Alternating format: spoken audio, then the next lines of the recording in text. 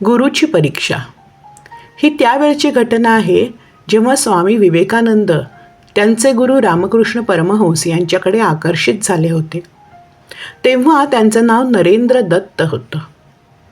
रामकृष्ण परमहंस हे महान संत होते. त्यांना पैसा आणि संपत्तीबद्दल घृणा होती. ते रुपये, पैसे, सोन्या चांदीला स्पर्श देखील करत नसत. नरेंद्र दत्तचा यावर विश्वास बसत नव्हता. पैशाला हातही लावणार नाही अशी एखादी व्यक्ती असू शकते याची त्यांना कल्पनाही नव्हती.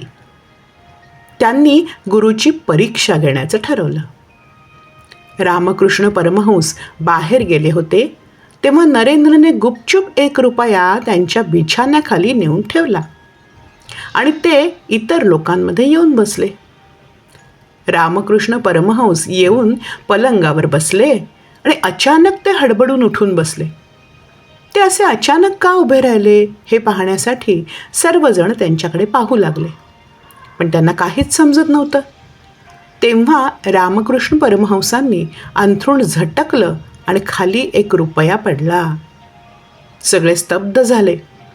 दुसरीकडे नरेंद्र दत्त खाली मान घालून अपराधीपणाने पाहत होते. रामकृष्ण परमहंस यांना त्यांचा बदमाशपणा लक्षात आला. ते हसले आणि म्हणाले, नरेंद्र, तू गुरूंची परीक्षा घेत होतास का?